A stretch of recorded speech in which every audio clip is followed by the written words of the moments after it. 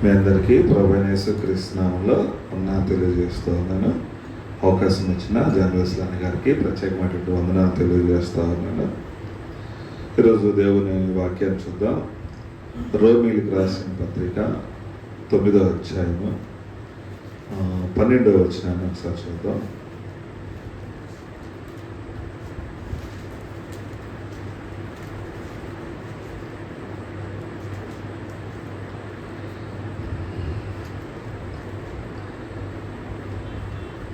క్రియలు మూలముగా కాక పిలుచువాని మూలముగానే నిలకడగా ఉండే నిమిత్తము పిల్లలు ఇంకా పుట్టి మేలైనను కీడైనను చేయకముందే పెద్దవాడు చిన్నవానికి దాసుడగును అని ఆమెతో చెప్పబడింది. ఇందును గూర్చి నేను యాకోబును ప్రేమించి తిని ఏశావును ద్వేషించిందని వ్రాయబడి ఉన్నది. చిన్న ప్రార్థన చేసుకున్నాం. దయగలిగిన మహారాజా, ప్రేమ కలిగినటువంటి మహాతండ్రి, నీ వందనాలు. మరొకసారి మీ సిలువ చాటు నన్ను మరుగుపరచుకోండి. నా హృదయాన్ని ఖాళీ చేయండి ప్రభా. నా ఆలోచనలు కాదు కానీ ప్రభా, మీ ఆలోచనలు బయలుపరచండి. ఆయన మీ బిడ్డలందరితో మీరు సూటిగా నాతో కూడా మాట్లాడి సహాయం చేయండి. నజరేయుడైన యేసుక్రీస్తు నామంలో అడుగుచున్నాం తండ్రి. మనం చదువుకున్నటువంటి వాక్య భాగంలో ఒక చక్కటి కుటుంబం కనిపిస్తూ ఉంది. చిన్న కుటుంబం. ఇస్సాకు, రిబ్కా, ఏశావు, యాకోబు. చిన్న కుటుంబం. ఆ కుటుంబాన్ని దేవుడు ఎంతగానో ప్రేమిస్తూ ఉన్నాడు. ఎప్పుడైనా ఆయన పరిచయం చేసుకోవాలని అనిపిస్తే నేను అబ్రహాము, ఇస్సాకు, యాకోబు దేవుడని ఆ కుటుంబాన్ని ఆయన పలుకుతూ వస్తూ ఉన్నాడు. ఈ అందమైనటువంటి కుటుంబంలో ఒక మాట ఏమని రాయబడి ఉందంటే, పిల్లలు ఇంకా పుట్టి మేలైనను కీడైనను చేయకముందే పెద్దవాడు చిన్నవానికి దాసుడగును అని ఆమెతో చెప్పబడింది. ఇందులో గురించి నేను యాకోబును ప్రేమించి తిని ఏశావును ద్వేషించి. వాస్తవానికి రిబ్కాకి పిల్లలు పుట్టడం కాస్త ఆలస్యమైంది. ఓ రోజు ఇస్సాకు ప్రార్థన చేసినప్పుడు ఆమె గర్భాన్ని తెరిచాడు దేవుడు.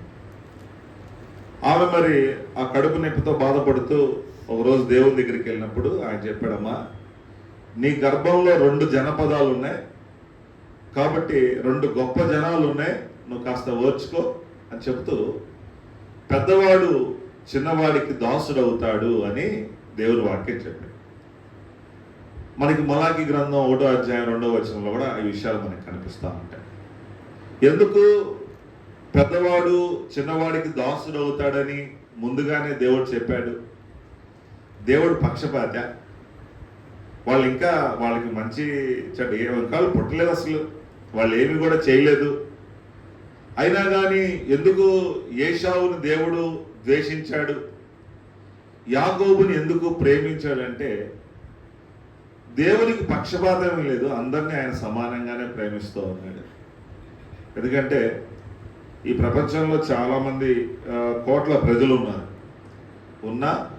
ప్రతి ఒక్కరికి ఒక్కొక్క ఐడెంటిటీ ఉంది. మనకున్నటువంటి వేలు ముద్రలు మరి ఎవరికి లేవు, చూపు రెటీనా ఎవరికి కూడా లేవు. మనకంటూ ఒక ప్రత్యేకతను ఇచ్చాడు. దేవుడు మనల్ని ప్రేమిస్తూ వచ్చాడు. అయితే దేవుడు ఎందుకు అలాగా చెప్పాడు అంటే, దేవునికి భవిష్యత్తు తెలుసు, సాతానికి భవిష్యత్తు తెలియదు. చరిత్ర తెలుసు. వాడికి ఆదాము కాడి నుంచి పుట్లుగా రాసుకొని దగ్గర పెట్టుకొని ఎప్పుడు కాబట్టి అప్పుడు చదువుకుంటూ ఉంటాడు. భవిష్యత్తు తెలియదు. దేవునికి భవిష్యత్తు తెలుసు కాబట్టి ఆమెకు జరగబోయే విషయాన్ని చెప్పాడమ్మా, పెద్దవాడు చిన్నవాడికి దాసుడు అవుతాడు. వాళ్ళిద్దరూ కడుపులో ఉండగానే పోరాటం. ఏమిటి ఆ పోరాటం అంటే, నేను ముందు రావాలి అంటే నేను ముందు రావాలి. సరే, దేవుడు చివరికి ఒక వ్యక్తికి అవకాశం ఇచ్చాడు. ఆ వ్యక్తి వస్తూ ఉండగానే చిన్నోడు అతని మడివను పట్టుకొని బయటకు వచ్చినట్టుగా మనము చూస్తాము. సరే, వాళ్ళిద్దరూ పెరుగుతున్నారు. ఆ ఇంట్లో ఏమైపోయిందంటే 2 పార్టీలుగా మారిపోయారు. ఒక్కోసారి 2 పిల్లలు ఉంటే ఏమంటాం, నువ్వు నాన్న పార్టీవా అమ్మ పార్టీవా అని అడుగుతాం. వాడు వెంటనే నాన్న పార్టీ వాడు అంటాడు, వాడు అమ్మ పార్టీకి వెళ్ళిపోతారు. ఇద్దరు 2 పార్టీ, ఆ కుటుంబంలో 2 పార్టీలు అయిపోతాయి. పెద్దవాడేమో శుభ్రంగా అరణ్యానికి వెళ్తున్నాడు, వేటాడుతున్నాడు, మోసం చేస్తున్నాడు. ఈయన కూడా చక్కగా మోసం తింటున్నాడు, సంతోషిస్తున్నాడు. చిన్నోడేమో తల్లి చాటున గుడారంలో, వాడికి ఒక ఎండ దెబ్బ తగలకూడదని గుడారంలో ఉంటున్నాడు. తల్లికి సట్లు తెపాలు అందిస్తున్నాడు. ఆ వంట చేస్తుంటే దగ్గరుండి చూసి వంటలో ఆరితేరిపోయాడు. పెద్దోడేమో వేటలో ఆరితేరిపోయాడు. ఇక్కడ మనం గమనించాల్సిన విషయం ఏంటంటే, ఇస్సాకు ఎప్పుడు కూడా పెద్దవాడిని హెచ్చరించినట్టుగా మనకి బైబిల్లో కనపడదు. ఎందుకంటే పెద్దవాడు పొద్దున్న లెగిస్తే అడవికి వెళ్తున్నాం, రోజు మాంసం ఎందుకు, ఆదివారం సరిపోయింది కదా. పొద్దున్న లెగిస్తే అరణ్యానికి వెళ్తున్నావేంటి, ప్రార్థన చేసుకున్నావా, వాక్యం చదువుకున్నావా, ఈరోజు మందిరానికి వెళ్ళావా అని దేవుని భయము నేర్పుతున్నట్టుగా, హెచ్చరిస్తున్నట్టుగా మనకి కనపట్టాల.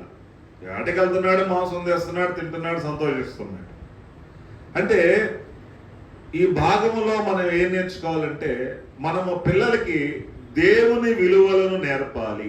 మొట్టమొదటిగా దేవుని విలువలను నేర్పాలి.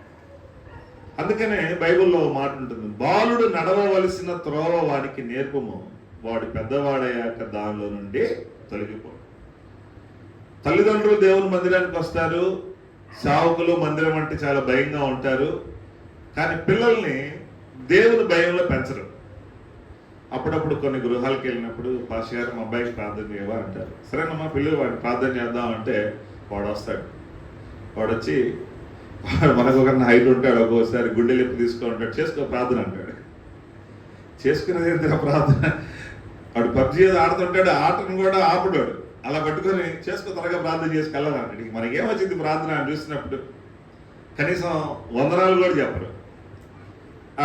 దేవుని మందిరంలో ఎలా ఉండాలో కూడా పిల్లలకు నేర్పి, ఎప్పుడైతే మనం పిల్లలకి నేర్పిస్తామో, బాలుడు నడవవలసిన త్రోవ వారికి నేర్పండి, వాడు పెద్దవాడయ్యాక తొలగిపోడు. సేవకులు మందిరం ఆ దేవుని భయం వారికి నేర్పించినప్పుడు, వాళ్ళకి చిన్నప్పుడే మనం నేర్పిస్తే వారికి పెద్ద కూడా వారు అలాగే దేవుని మందిరంలో భయభక్తులు కలిగి జీవిస్తూ ఉంటారు.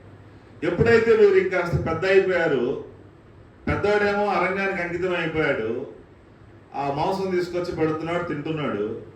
అక్కడ మనం చదువుకున్నప్పుడు ఒక మాట ఉంటుంది, అతను అరణ్యంకి వెళ్ళి మాంసం తెస్తున్నాడు గనుక ఇస్సాకంట ఏశావుని ప్రేమించాడు. ఏమేమో వీడు నాకు పనులు చేసి పెడుతున్నాడులే అని ఆ యాకోబుని ప్రేమించి 2 పార్టీలు అయిపోయి, వీళ్ళిద్దరు పిల్లలు పెద్ద అయిపోయాక ఒకరోజు వేటకి వెళ్ళాడు. వేటలో కాస్త ఏం దొరకలేదు, బాగా అలసిపోయాడు.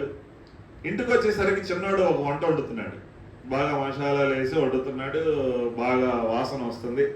వాసన చూడగానే ఇంకా ఆకలి పెరిగింది. అడిగాడు చిన్నోడా, కాస్త కూరేరా, అన్నం ఆకలి అవుతుంది, కాస్త కూరే అంటే చిన్నోడు వెంటనే దాన్ని క్యాష్ చేసుకోవాలనుకున్నాడు. అతనికి ఏది ఫ్రీగా ఇచ్చే అలవాటు లేదు. అన్నాడు, అన్నయ్య కూరిస్తాలే కానీ నీ జ్యేష్ఠత్వపు హక్కు నాకు ఇస్తావా అని అడిగాడు.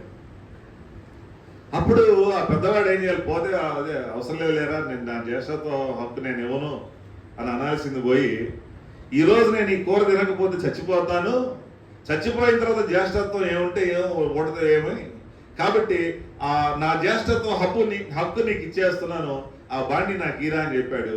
చూడండి, ఆ బాండి వాడికి ఇచ్చేసి ఆ జ్యేష్ఠత్వ హక్కు తీసుకొని ఆ ఏశావు వంట తిని తాగి వెళ్ళిపోయాడు అని రాయబడ్డాడు. చాలా సునాయాసంగా జ్యేష్ఠత్వాన్ని తృణీకరించేశాడు. అవసరం లేదు ఇది.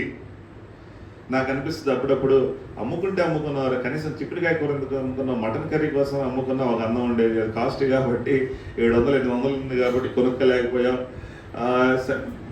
దారుణంగా చిక్కుడుకాయ కూర కోసం అమ్ముకున్నాడు.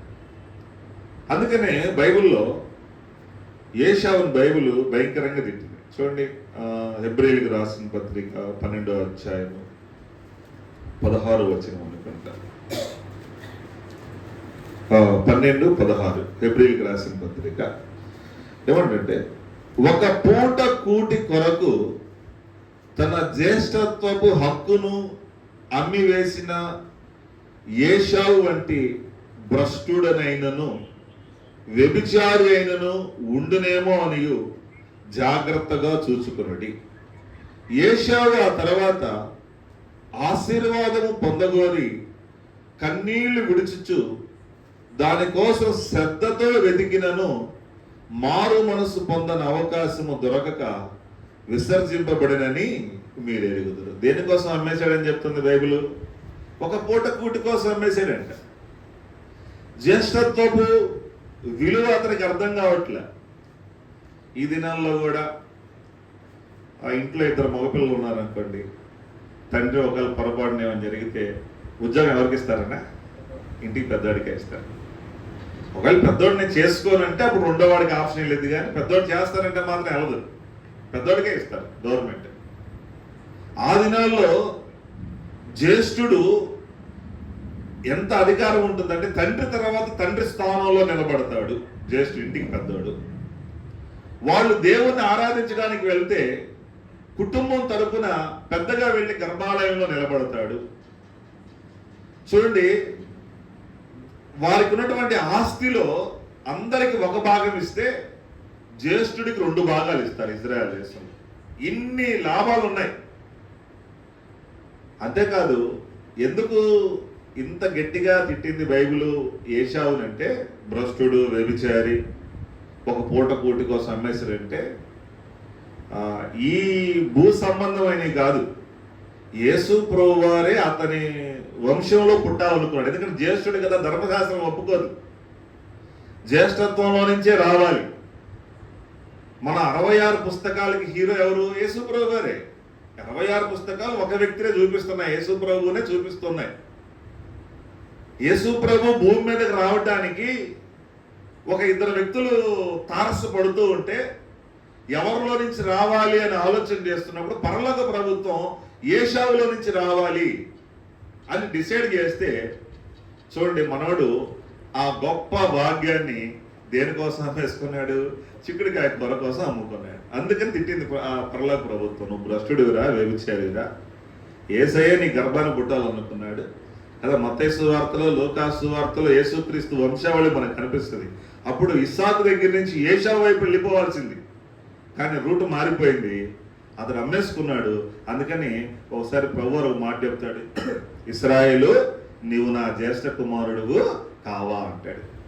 ఇతను అమ్మేసుకున్నాడు కాబట్టి, లేకపోతే ఏశావు గర్భంలో నుంచి యేసు ప్రభు వంశావళి రావాలి, ధర్మశాస్త్రం ఒప్పుకోదు, పెద్దవాడు ఉండగా రెండో వాడికి ఒప్పుకోదు అనమాట. ఎప్పుడైతే ఆ ఒక పూట కూటి కోసం తన జ్యేష్ఠత్వాన్ని అమ్ముకున్నాడో, తరువాతంట తన విలువ తెలిసింది, దాని విలువ తెలిసింది. ఏం చేశాడంట? శ్రద్ధగా వెతికాడంట, కన్నీళ్లు విడిచాడు. అయినా కానీ ప్రభు అవకాశము అతనికి ఇవ్వలేదు. దీనికి మనకు ఒక పేరు పెట్టుకోవచ్చు. ఏ పేరు పెట్టుకోవచ్చు అంటే చేజారిన అవకాశము. ఒకసారి ఒక మిషనరీ మీటింగ్కి వెళ్తే దీని మీదే వాళ్ళు ఒక పాఠం చెప్పారు. చేజారిన అవకాశము కంటే ఖరీదైనది ఏదీ లేదు. దేవుడు ఒక అవకాశం ఇచ్చాడు ఏశావుకి, ఆ అవకాశాన్ని చేతులారా పోగొట్టుకున్నాడు. చివరికి తర్వాత ఎంత శ్రద్ధగా వెతికినా కానీ తనకు అవకాశం దొరకలేదు. అంటే మనం ఈ పాఠంలో దానికి ఏమని పేరు పెట్టుకోవచ్చు అంటే, ఏశావు దేవుని విలువని ఎరగనివాడు. ఏంటంటే దేవుని విలువలను ఎరగనివాడు. ఏముందిలే అని చాలా జ్యేష్ఠత్వాన్ని సునాయాసంగా తోసేసుకున్నాడు. చూడండి, ఈరోజు మనం ఏశావును అనుకుంటుంటాం, కానీ మనం కూడా దేవుని విలువలను గుర్తుపడుతున్నామా? ఈరోజు రక్షణ పొందుకున్నాము, రక్షణ ఏమన్నా ఊరనే వచ్చేసిందా? మనకు ఊరనే వచ్చింది. మనం ఏం చేసాం? మోకరించాం, ప్రభా పాపిని తప్పు అయిపోయింది, తొందరపడ్డాను ప్రభా, క్షమించు ప్రభా అని, సర్లే పోరా అని ఆయన కృప చొప్పున మనకి అవకాశం ఇచ్చేసాడు. కానీ ఆ రక్షణ ఆయనకి రావడానికి ఆయన సిలువలో వేలాడాడు, 1-40 కొడా దెబ్బలు తిన్నాడు, సొగసైనను స్వరూపమైన లేకుండా మాంసపు ముద్దగా మారిపోయాడు. పరమగీతాల్లో అతి సుందరుడు, 10,000లో అతి కాంక్షణీయుడు, సొగసైనను స్వరూపమైన లేకుండా మాంసపు ముద్దగా మారిపోయి భూమికి ఆకాశానికి 6 గంటల సేపు వేలాడి ఆఖరి రక్తం బొట్టు వరకు మన కొరకు కార్చి ఆయన సమాధి చేయబడి 3వ రోజు తిరిగి లేచాడు. కాబట్టి మనకి రక్షణ వచ్చింది. మనకి ఫ్రీయే కానీ ఆయనకి ఫ్రీ కాదు. ఆయన ధర్మశాస్త్రానికి వెల చెల్లించాడు. కాబట్టి ఆ పొందుకున్నటువంటి ఆ రక్షణను జాగ్రత్తగా కాపాడుకుంటున్నామా? ఏశావుకి అర్థం కాలేదని మనం అనుకుంటున్నామా, కానీ నేటి దినాల్లో దేవుడు మనకిచ్చిన రక్షణ గురించి మనం దాని విలువ మనకు అర్థమవుతుందా? చాలా మందికి సహవాసం విలువ కూడా అర్థం కావట్లా, దేవుని విలువ కూడా మందిరం విలువ కూడా అర్థం కావట్లే. ఎక్కడయ్యా మనం వర్ధిల్లేదంటే దేవుని మందిరంలో మనం వర్ధిల్లుతామని దేవుని వాక్యం చెప్తాం. ఓ పాట కూడా, వర్ధిల్లేదము మన దేవుని మందిరమందు నాటబడిన వారమై. మనం దేవుని మందిరములో నాటబడితే మనం వర్ధిల్లుతామని దేవుని వాక్యం చెప్తారు. ఈరోజు చూడండి, బాప్తీసం తీసుకునే వాళ్ళు సహవాసం మందును రొట్టె విరుచును ఎడతెగక ఉండాలంటే సహవాసం మానేసే వాళ్ళు ఎంతమంది? ఆదివారం ఫంక్షన్ వచ్చిందని ఎగ్గొట్టే వాళ్ళు ఎంతమంది? ఆదివారం పని వచ్చిందని ఎగ్గొట్టే వాళ్ళు ఎంతమంది? ఆదివారం అంటే వాళ్ళకి చాలా సునాయాసంగా అనిపిస్తుంది, దాని విలువ అర్థం కావటం లేదు, సహవాసం విలువ అర్థం కావటం లేదు, దేవుడు వారికి ఇచ్చిన రక్షణ విలువ వారికి అర్థం కావటం లేదు.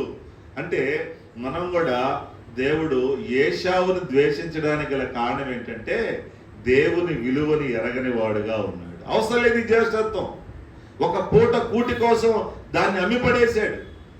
కాబట్టి దేవుని విలువలను ఎరగని వాడుగా కనిపిస్తున్నాడు. కాబట్టి దేవుడు ఆ కారణాన్ని బట్టి ఏశావుని ద్వేషించినట్లుగా మనము చూస్తా ఉన్నాం. మన జీవితంలో కూడా ఎప్పుడైతే మనము దేవునికి విలువనివ్వమో, లేకపోతే మందిరానికి విలువనివ్వమో, సహవాసానికి విలువనివ్వమో, దేవుడు ద్వేషించే ప్రమాదం. ఆయన నిన్న నేడు నిరంతరము ఏకరీతిగా ఉన్నాడు. చూడండి, ఒక సందర్భంలో ప్రభు అని చెప్తారు, పొలంలో ఒక విలువైన రాయి దొరికింది. అప్పుడు అది కనుగొన్నప్పుడు అతని ఇంటికి వెళ్ళి తనకున్న ఆస్తి అంతా అమ్మి ఆ పొలాన్ని కొనుక్కున్నాడు. అంటే అందుకని దానిలో అది విలువైన రాయి అని గుర్తుపట్టాడు, గ్రహించాడు. కాబట్టి మనం కూడా సహవాసం విలువైందని, దేవుని మందిరం విలువైందని, ఆయన రక్షణ విలువైందని, ఆయన సన్నిధి విలువైందన్నప్పుడు మనం ఎన్ని పనులు వచ్చినా, ఎంత అవకాశం లేకపోతే ఎన్ని ఆఫర్లు వచ్చినా కానీ వాటిని మనం పట్టించుకోం, తోసేసి ఈరోజు నేను దేవుని మందిరంలోనికి వెళ్ళాలి. దావీదు ఆ విషయాన్ని గుర్తుపట్టి ఏమంటాడు, అయ్యా నాకు ఒక వరం గనక ఇస్తే నేను నీ మందిర ఆవరణంలో నివసించాలని నేను కోరుకు, అంతకన్నా నాకు మించింది ఏది అవసరం లేదు. గుర్తుపట్టాడు. ఏశావు అది దేవుని విలువలను గుర్తుపట్టలేకపోయాడు కాబట్టి దేవుడు ఆయన్ని ద్వేషించినట్టుగా మనము చూస్తాం. రెండోది, ఏశావులో ఉన్నటువంటి లక్షణం ఏంటంటే నా ఇష్టం. తల్లిదండ్రులు ఉన్నారు, పెళ్లి వయసు వచ్చింది. ఏశావు తల్లిదండ్రులు అడిగి పెళ్లి చేసుకోవాలి. చూడండి, ఆదికాండం 26వ అధ్యాయము 34వ వచనంలో, ఆదికాండము 26వ అధ్యాయము 34వ వచనంలో, హిత్తీయుడైన ఏలోను కుమార్తెయగు బాషేమతును పెళ్లి చేసుకొనెను. వీరు ఇస్సాకును రిబ్కాకును మనోవేదన కలగజేసిరి. ఏం కలగజేశారంటే వీళ్ళ తల్లిదండ్రులకి మనోవేదన, కృంగిపోతున్నారు చేసుకున్న వివాహాన్ని బట్టి. అరే ఏందిరా వీళ్ళని చేసుకున్నావు అంటే నా ఇష్టం, నువ్వు నాకు చెప్పేది ఏంటి అంటే ఏశావులో ఉన్నటువంటి మనస్తత్వం చూడండి, నా ఇష్టం. ఇంకొక వాక్యం కూడా చూడండి, ఆదికాండం 27వ అధ్యాయము 46వ వచనంలో, మరియు రిబ్కా ఇస్సాకుతో, హేతు కుమార్తెల వలన నా ప్రాణం విసికినది, ఈ దేశస్థురాండ్రైన హేతు కుమార్తెలలో వీరు వంటి ఒక దానిని యాకోబు పెళ్లి చేసుకుని ఎడల నా బ్రతుకు వలన నాకేమి ప్రయోజనము అనేను. ఇక అనుకుంటున్నారు, యాకోబు కూడా ఇలాంటి అమ్మాయిని పెళ్లి చేసుకుంటే బ్రతకడం కంటే చచ్చిపోవటం మేలు. అంటే ఇక్కడ మనం ఒక విషయాన్ని జ్ఞాపకం చేసుకోవాలి. యవనస్తులను బట్టి తల్లిదండ్రులు మనోవేదనకు గురవుతున్నారా?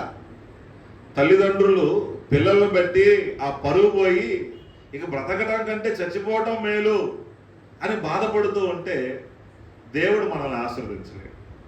ఎప్పుడైతే తల్లిదండ్రులను గౌరవించినప్పుడే, తల్లిదండ్రులను ప్రేమించినప్పుడు, వారి ఆలోచనలు తీసుకున్నప్పుడు, భూమి మీద దేవుడు తర్వాత మనం క్షేమం కోరుకునేది తల్లిదండ్రులే. ఫస్ట్ దేవుడు కోరుకుంటాడు మన క్షేమాన్ని, మన భవిష్యత్తుని. రెండోది, భూమి మీద తల్లిదండ్రులు మన క్షేమాన్ని కోరుకుంటారు, మన కోసం ఏదైనా చేస్తారు. ఇతను తన తల్లికి మనోవేదన కలగజేశారు, దుఃఖాన్ని కలగజేశారు. ఇక అనుకుంటున్నారు బ్రతకడం కంటే చచ్చిపోవటం మేలని ఇస్సాకు రిబ్కా ఆలోచన చేస్తూ ఉన్నారు. కాబట్టి దేవుడు ఏశావుని ద్వేషించడానికి ఇది కూడా ఒక కారణం. తల్లిదండ్రుల్ని గౌరవించే మనసు అతనికి లేదు. నా ఇష్టం వచ్చినట్టు జీవిస్తాను.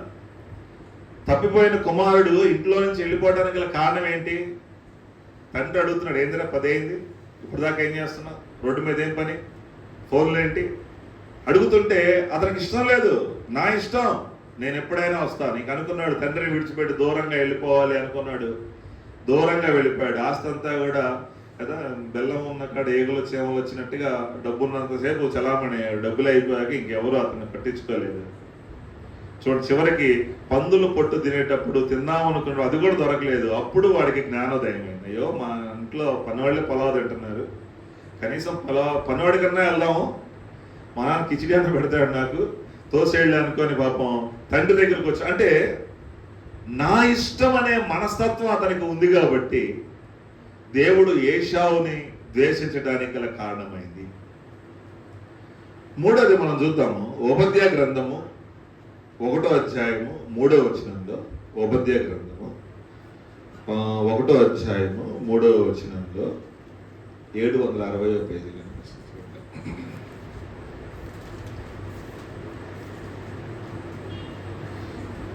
అత్యున్నతమైన పర్వతముల మీద ఆసీనుడు అయ్యుండి కొండ సందులలో నివసించువాడా, నన్ను క్రిందకు పడద్రోయగలవాడెవడని అనుకునేవాడా, నీ హృదయపు గర్వము చేత నీవు మోసపోతివి.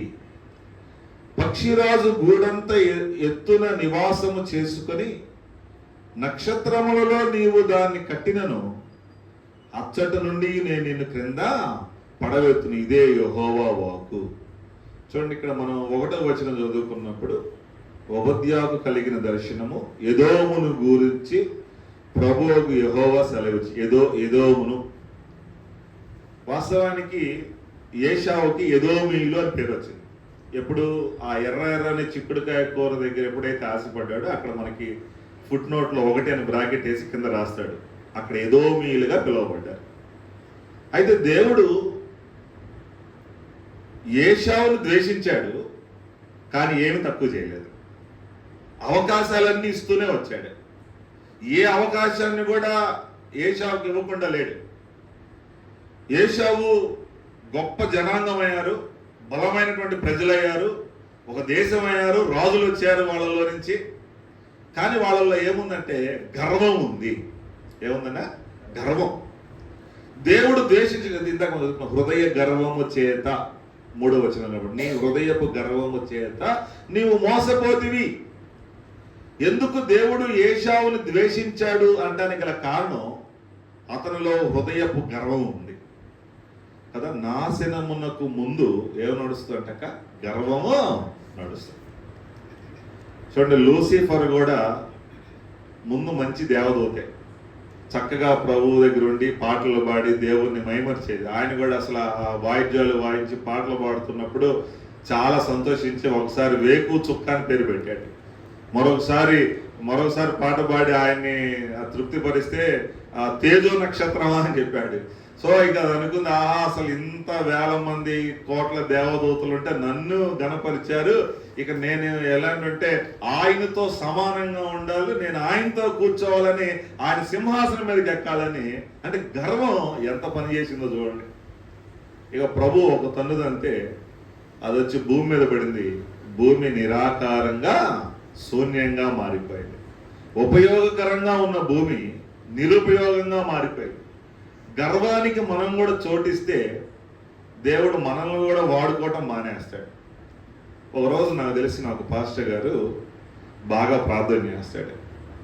ఒక అంశం ఇచ్చామంటే 1 గంట సేపు ప్రార్థన చేస్తాడు. సరే, మేమందరం కలిసి ఒకసారి ఒక చిన్న సేవకుల గుడికి వెళ్ళినప్పుడు కొంతమంది సేవకులు ప్రార్థన చేస్తున్నారు. వాళ్ళంతా 1-2 నిమిషాల్లో ముగించేస్తున్నారు. ఇతను అంటాడు, నాకు అవకాశం వస్తే ఎరగదీసేస్తానన్న అంటున్నాడు. నాకు అతను చేస్తాడు తెలుసు, నేనే విన్నాను చాలాసార్లు కూడా. సరైన దేవుడు అవకాశం ఇస్తే చేద్దులే అని అంటూ ఉన్నాం. చివరికి దేవుడు అతనికి కూడా అవకాశం ఇచ్చాడు.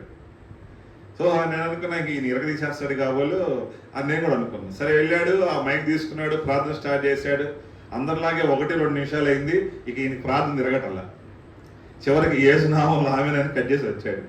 ఏందని ఇరగదీస్తా అన్నావుగా, గంటసేపు చేస్తావు కదా. అదేదో తమ్ముడు ఆడికి వెళ్ళాక మరి ప్రార్థన గుర్తు రాలేదా అంటే గర్వం ఎంత పని చేసింది అంటే చూడండి.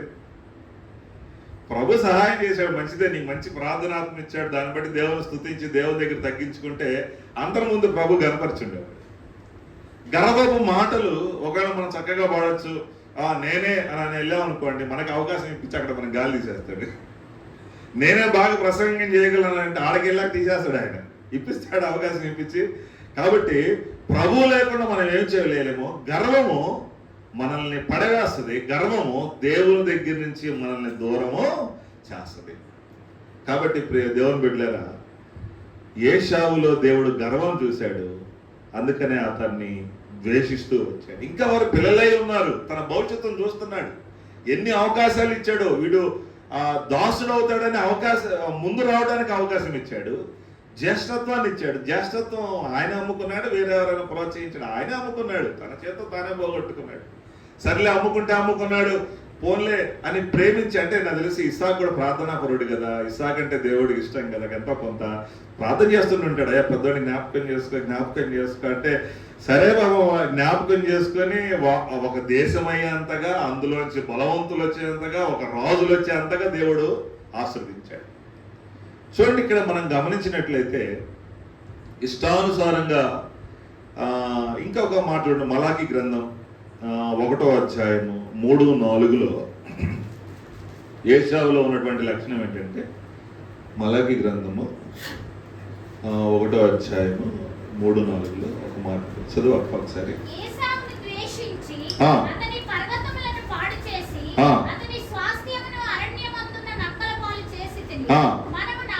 మనము నాశనమైతిమి,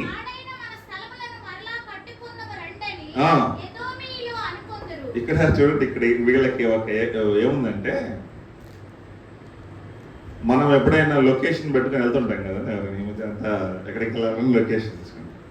మనం రాంగ్ రూట్లోకి వెళ్ళాక అది మనకు బ్లింకింగ్ ఇస్తూ ఉంటుంది, అరే నువ్వు తప్పు తిరిగావరా అని చేస్తూ ఉంటాం.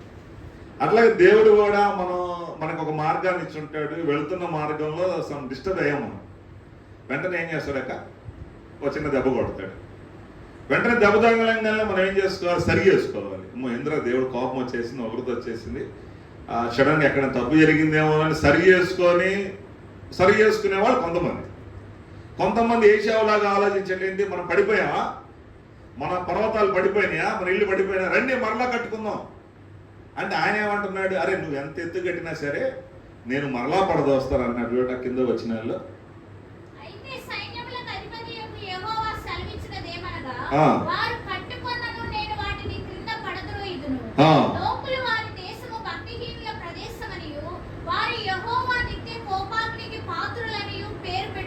చూడు, దేవుడు వద్దురా అని చెప్తున్నాడు. వద్దురా అని ఒక చిన్న దెబ్బ కొట్టినప్పుడు మనం సరి చేసుకుంటే రెండో దెబ్బ తగలకుండా ఉంటుంది. లేదు నేను మూర్ఖంగా వెళ్తానంటే రెండో దెబ్బ గట్టిగా ఉంటుందాక చిన్నగా ఉంటుందా, ఇంకొంచెం పెరిగిద్ది, అప్పుడు ఇంకాస్త ఎక్కువ నష్టపోయే ప్రమాదం ఉంది. దేవునికి ఇష్టం లేదు, పడేశాడు. వీళ్ళందరూ అనుకుంటున్నారు రండి మనం మరలా కట్టుకుందాం. ఆయన ఏమంటున్నాడు, నువ్వు కట్టుకోరా, ఇల్లు కూడా ఓపెన్ చేసుకో, ఆ నెక్స్ట్ వచ్చి నేను పడేస్తాను అంటున్నాడు. అంటే ఎవరికి నష్టం, వాళ్ళకే నష్టం కదా. కాబట్టి ఇక్కడ దేవునికి వేరుగా తమ ఇష్టానుసారంగా జీవించే మనసు కలిగిన వాళ్ళు, అర్థమైందా కష్టం. దేవునికి వేరుగా మా ఇష్టమే చెల్లాలి, దేవుడు ఇష్టం కాదు, దేవుడు కోరుకున్నది కాదు, మా ఇష్టమే జరగాలని దేవుడు పడేసిన వాళ్ళు మరలా కట్టుకుంటూ మరలా నష్టపోతూ ఉన్నారు. అందుకని దేవుడు ఏశావుని ద్వేషించడానికి గల కాడు. వాస్తవంగా ఈ లోకంలో యాకోబు ఏశావు ఇద్దరు ఇక్కడ నిలబడి ఉంటే మనం ఎవరు ఓటేస్తాం తెలిసిన, ఏశావుకి వేస్తాం. ఎందుకు, ఏశావు చాలా నష్టపోయిన వ్యక్తి. కూర కోసం జ్యేష్ఠత్వాన్ని అమ్ముడు మోసం చేసి కొనుక్కోవడానికి అంటాం. పాపం తెలివిలాక అమ్ముడుపోయాడు అని బాధపడతాం. తండ్రి ఆశీర్వాదం ఇస్తానంటే నా పేరు చెప్పుకొని వాడు తీసుకుని వెళ్ళిపోయాడు అంటే నష్టపోయాడు కాబట్టి మనం ఏశావుకే ఓటేస్తాం. కానీ దేవుడు యాకోబుని ప్రేమించాడండి. యాకోబు ఏం చేశాడు? తండ్రిని మోసం చేశాడు. మోసగాడగా కనపడుతున్నాడు, బేరగాడగా కనపడుతున్నాడు, ఎత్తరగాడిగా కనపడుతున్నాడు. అయినా ఎందుకు దేవుడు యాకోబుని ప్రేమించాడు? ప్రేమించే అంతగా ఆయనలో ఏముంది అంటే, చూడండి, 20 సంవత్సరాల తర్వాత అత్తగారింటి నుంచి వస్తూ ఉన్నప్పుడు వాళ్ళ అన్న చంపడానికి వస్తున్నాడంటే ఆ రాత్రి ప్రార్థన చేస్తాం. అతనిలో ఏమనుభవం ఉందంటే పెనుయేలు అనుభవం. పెనుయేలు అనుభవం అంటే ఏంటంటే పెనుగులాడాడు, దేవునితో పోరాడాడు. మనం పోరాడతాం, ఇళ్ళ పక్కన ఆడుతూ వాళ్ళతో వెళ్తాం. దేవునితో పోరాడుతూ వచ్చాడు, పెనుయేలు అనుభవం పొందుకున్నాడు, కన్నీళ్లు విడుస్తూ ఉన్నాడు, దేవుణ్ణి బ్రతిలాడుతూ ఉన్నాడు. అక్కడ ఒక మాట అంటాడు, నీవు నన్ను ఆశీర్వదిస్తే కానీ నేను నిన్ను పోనీయను. అంటే దేవుని విలువను గుర్తుపట్టాడు. ఇంతకీ ఆశీర్వాదం అంటే ఏంటన్నా? ఇప్పుడు ఒకవేళ మంచి ఇల్లు వచ్చి సంపాదించుకున్నాం, మంచి కారు వచ్చింది, బండ్లు వచ్చినాయి, పనివాళ్ళు వచ్చారు, చేతినే డబ్బులు ఉన్నాయి. లోకంలో అందరూ ఏమంటారు? దేవుడు నిన్ను ఆశీర్వదించాడు బ్రదర్ అంటారు లేదా? దేవుడు నిన్ను ఆశీర్వదించాడు. ఇవన్నీ యాకోబుకు ఉన్నాయి కదా, చాలా వడ్డీలు ఉన్నాయి, చాలా అవన్నీ పశువులు ఉన్నాయి, 1 లక్ష రూపాయల పైన ఉన్నాయి, భార్యలు ఉన్నారు, పిల్లలు ఉన్నారు, కావలసినంత బలగం ఉంది ఇప్పుడు. కానీ దేవుడి దగ్గరికి వెళ్ళి ఏమడుగుతున్నాడు? నీవు నన్ను ఆశీర్వదిస్తేనే కానీ నేను నిన్ను వదలనంటే, నేను 20 ఏళ్ళు నా కష్టాన్ని నమ్ముకున్నాను, 20 ఏళ్ళు నా ఆలోచన నమ్ముకున్నాను, 20 ఏళ్ళు నేను పడిన కష్టం ఇది కాదు నిజమైన ఆశీర్వాదము. అది ఈ రోజు ఉంటుంది, రేపు పొద్దున కల్లా మారిపోతుంది. ధనవంతులు ఏమవుతారు? ఒక్కోసారి తెల్లారేసరికి పేదవాడు అయిపోవచ్చు. ఏవవలా ఏవో ముందు రోజు కాస్త ఆ దేశంలోనే ఫుల్ ట్యాక్స్ పేరు, తెల్లాసరికి రేషన్ కార్డు కోసం అప్లై చేసుకోవాల్సిన పరిస్థితి వచ్చేసింది. అంటే ఓడలు బండ్లు అవుతాయి, బండ్లు ఓడలు అవ్వచ్చు. ధనాన్ని మనం నమ్ముకోకూడదని దేవుని వాక్యం చెప్తాను. యాకోబు గ్రహించాడు, ఇది కాదు, నా ఆలోచనలు కాదు, నా తెలివి కాదు, నిజంగా ఆశీర్వదించే ఆయన ఈయనని దేవుని విలువను గుర్తుపట్టాడు. కాబట్టి నీవు నన్ను ఆశీర్వదిస్తేనే కానీ నేను నిన్ను పోనీను.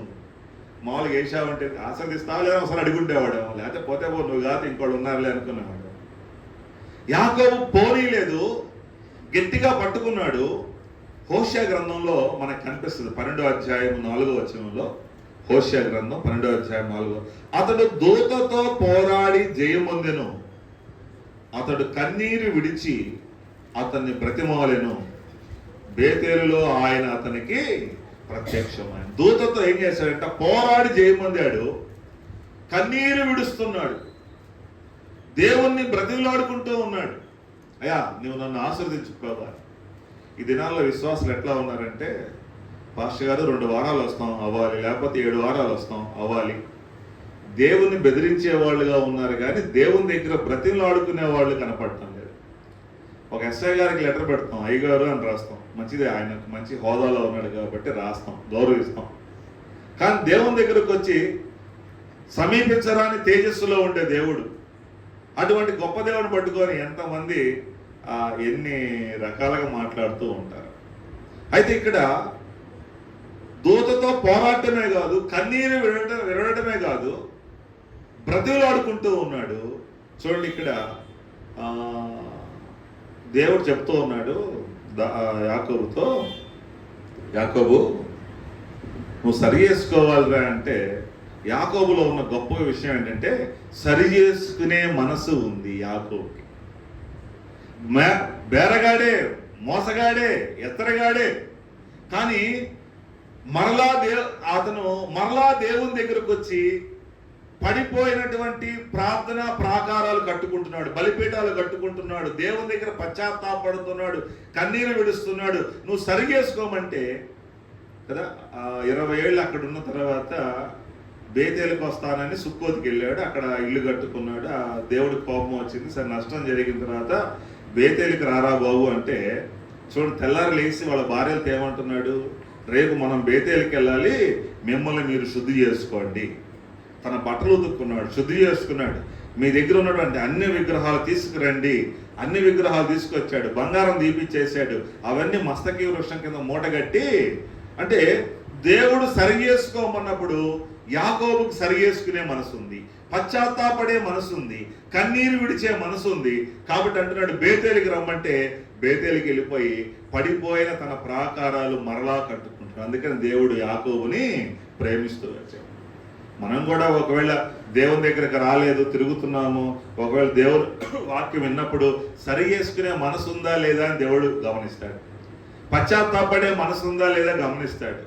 ఆ సరి చేసుకున్నప్పుడు దేవుడు మరలా మనల్ని ప్రేమిస్తూ ఉంటాడు. చూడండి, దేవుడు యాకోబుని ఏదో వాళ్ళ నాన్న కూర పెట్టాడని ఆశీర్వదిస్తే ఆయన ఆశీర్వదించే దేవుడు కాదు. మనుషులు ఇస్సాకు ఆశీర్వదించాడులే కానీ ఇస్సాకు ఆశీర్వదించినంత మాత్రాన దేవుడేమో ఆశీర్వాదం ఇచ్చే వ్యక్తి కాదు, ఏదో కూర కోసం లేకపోతే కాదు.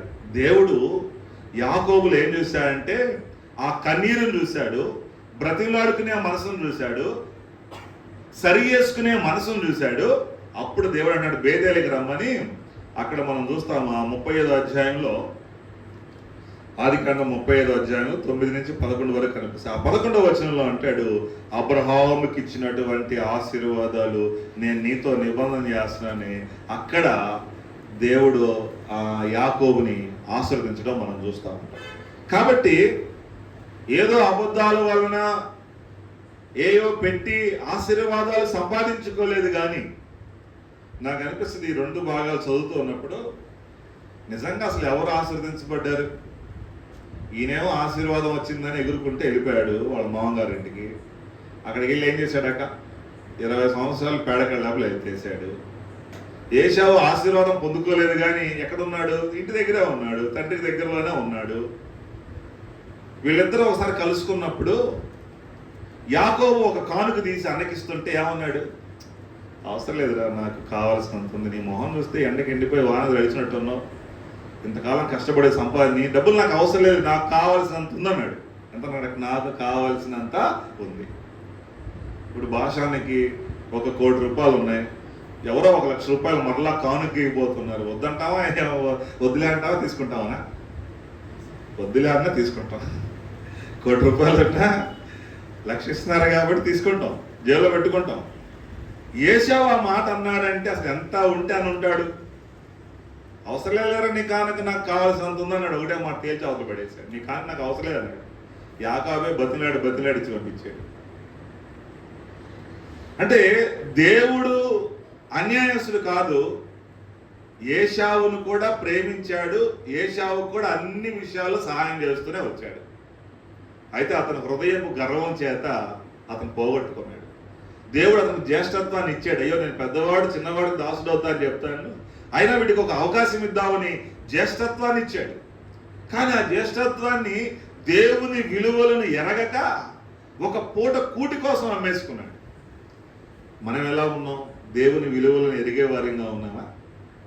దేవుని దగ్గర కన్నీరు విడిచేవాళ్ళంగా ఉన్నాం? అయ్యా నువ్వు తప్ప నన్ను ఆశీర్వదించలేకపోదా, నువ్వే నన్ను ఆశీర్వదించాలని యాకోబు ఎలాగైతే కన్నీరు విడిచాడో, దేవుని పాదాలు పట్టుకొని గట్టిగా బ్రతిమలాడుతున్నాడో, దేవుడు సరి చేసుకోమని చెప్పినప్పుడు ఎలా తన దగ్గర ఉన్నటువంటి అన్ని విగ్రహాలు తీసేశాడో, తన వస్త్రాలు ఎలా శుద్ధి చేసుకున్నాడో, ఈ రాత్రికాల సమయంలో మనం కూడా అలా శుద్ధి చేసుకోగలిగితే, అలాగ దేవునికి లోబడగలిగితే దేవుడు ఖచ్చితంగా అంటున్నాడు నేను యాకోబును ప్రేమించాను. ఈరోజు ప్రభు మనల్ని ప్రేమిస్తున్నాడు కాబట్టి అమూల్యమైన వెండి బంగారముల వంటి క్షయమైన వస్తువుల చేత మీరు విడిపించబడలేదు కానీ అమూల్యమైన నిష్కళంకమైన గొర్రెపిల్ల రక్తం ద్వారా మనం ఏం చేసాం? విడిపించబడాం. ఎంతో మందికి లేనటువంటి ఆ రక్షణ భాగ్యాన్ని దేవుడు మనకిచ్చాడు, తన కాపుదలు ఇచ్చాడు. పోయిన ఈ నెలలో 2 మరణాలు చూసాం. నేను మామూలు పేటలో అక్కడ వాళ్ళు పోయిన ఫస్ట్ తారీఖు ఉన్నారు, ఈ ఫస్ట్ తారీఖు లేరు. దేవుడు మన సజీవుల గుంపులో ఉంచాడు. ఎంత సంతోషం! దేవుడు ఎంత ప్రేమిస్తున్నాడు, ఎంత కాపుదలను ఇస్తున్నాడు. కాబట్టి ఆ విలువను మనము గుర్తుపట్టి ఎప్పుడైతే దేవునికి ప్రాధాన్యత ఇస్తామో, ప్రథమ స్థానాన్ని ఇస్తామో, దేవుని విలువలను మనం గుర్తుపడతామో, మందిరపు విలువను, సహవాసపు విలువని, సేవకుని విలువను మనం గుర్తుపడతామో, దేవుడు మనల్ని యాకోబు వలె ప్రేమిస్తాడు. ఏశావును ద్వేషించబడటానికి కారణం ఈ 4 కారణాలు. దేవుడు చెప్పినా ఏశావుకి సహాయం చేస్తూనే వచ్చాడు. తన చేతితో తానే వాటిని పోగొట్టుకుంటూ ఉన్నాడు. ఈ రాత్రికాల సమయంలో మనం ద్వేషించబడితే దేవుని దగ్గర నుంచి ఏం పొందుకోలేము. ఆయన కనికరము, ఆయన దయ, ఆయన చల్లని చూపు మన సంఘాల మీద ఉండాలి, కుటుంబాల మీద ఉండాలి, వ్యక్తుల మీద ఉండాలి. ప్రభా, నీ చల్లని చూపు మాకు దయచేయ ప్రభా. నీవు నీ చేత ప్రేమించబడే వ్యక్తిగా మేము ఉండాలని ప్రార్థన చేసుకుందాం. కళ్ళు మూసుకుందాం, ప్రార్థన చేసుకుందాం. దయగలిగిన మహారాజా, ప్రేమ కలిగినటువంటి మహాతండ్రి, నీ కొందనాలు ప్రభా. మరి ఈరోజు ఈ మందిరంలో నిలబడి మీ శిలువ చాటును మరుగుపరుచుకొని యాకోబు ఏశావు జీవితంలో జరిగినటువంటి సందర్భాలు కొన్నిటిని జ్ఞాపకం చేసుకోవడానికి మీరు సహాయం చేశారు ప్రభా. ఏశావు అవకాశం ఉన్నప్పుడు దాని విలువను గుర్తుపట్టలేదు, కానీ అవకాశం చేజారిపోయిన తర్వాత శ్రద్ధగా వెతికాడంట ప్రభా. కానీ అతనికి దొరకలేదు, అవకాశం మీరు ఇవ్వలేదు. తనలో ఎన్నో లోపాలు మేము చూస్తూ వచ్చాం. ఆ లోపాలు మాలో లేకుండా మీరు సహాయం చేయండి నాయనా. సంఘ బిడ్డలందరినీ మీరు దీవించండి. ఈ సంఘాన్ని మీరు ఆశీర్వదించండి. సంఘ సరిహద్దులు విశాలపరచండి. సంఘములో ఉన్న నాయకులందరినీ మీరు దీవించండి. వారికి మంచి ఆరోగ్యాన్ని మీరు దయచేయండి ప్రభా. మందిరంలో ఉన్నటువంటి ప్రతి పెండింగ్ పనులన్నిటిని కూడా మీరు పూర్తి చేయండి. సంఘము నానాటికి అభివృద్ధి చెందడానికి మీరు సహాయం చేయండి. అలాగే జాన్ వెస్లీ గారికి మంచి ఆరోగ్యాన్ని మీరు దయచేయమని, సంఘాన్ని మీరు దీవించి ఆశీర్వదించమని నజరేయుడైన యేసుక్రీస్తు నామములో అడుగుచున్నాం తండ్రి, ఆమేన్. ఈ అవకాశం ఇచ్చిన అన్నగారికి ప్రత్యేకమైనటువంటి వందనాలు.